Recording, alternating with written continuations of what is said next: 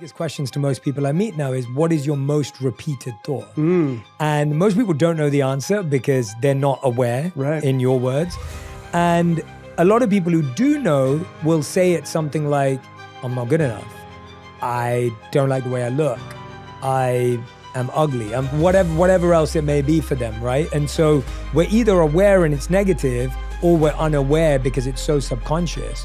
And I've started to recognize that most of the thoughts we have are not that different. They're the same thought that comes in a different voice, a different tone, a different vocabulary, a different language, but it's the same repetition. Yeah. And so I've started to really think about what's my most repeated thought. Yeah. And how can I be more, as you are saying, how can I be more selective about it? And how can I choose it more effectively rather than just let it be something that's kind of just coming up? Yeah, and it's like, don't identify with your thoughts. You know, like one of the things that, I don't remember where I heard it before, but the way I like to think about it, and I've heard you say before, even like a lot of people say like, oh, I struggle with meditating.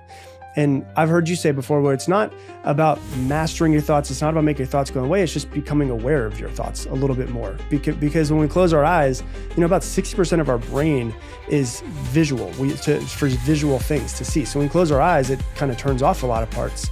And so thoughts usually come up and we become aware of those. Like one of the things that I've been doing a lot recently is like trying to be in as much silence as possible. Like I'm just trying to be as much silence as I possibly can, because I feel like that's where a lot of my awarenesses and a lot of my answers come from.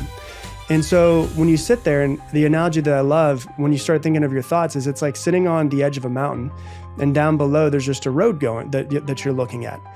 And sitting on the edge of the mountain is like meditating or just sitting in silence and just, you know, looking at your thoughts. And you can watch the cars go by, the thoughts that go by, and not have to be attached to them. You don't find yourself getting sucked into the red car that just went by.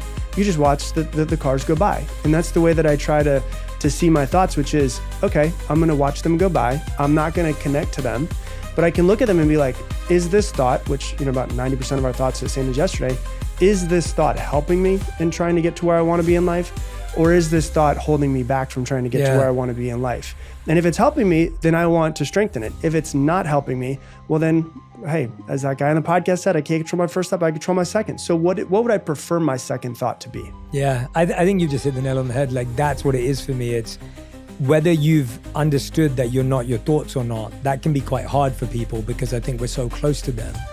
But even if you can practice distance through meditation or mindfulness, the real win is being able to look at a thought and say, is it good for me? Yeah. Or is it not helpful? Like you just said, like, I think that is the wisdom of it, that can I evaluate everything that's repetitive in my mind and ask myself, is this useful? Is it helpful? Is it allowing me to move in the direction I want? Because chances are, a lot of what we're saying is actually doing the complete opposite. And then you go, oh, wait a minute, even though it's interesting, and even though I could get lost in it, I don't want to waste time. And therefore I'll move in the other direction. You talk about procrastination in this book.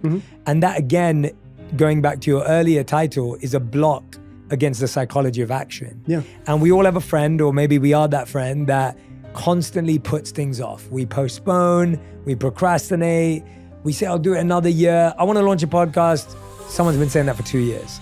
There's someone listening right now who wants to start an Instagram page. They put it off for 6 months. There's someone listening who's like, oh, I missed out on the Clubhouse thing, and then I missed out on the TikTok thing, and now I'm missing out on whatever the next thing is.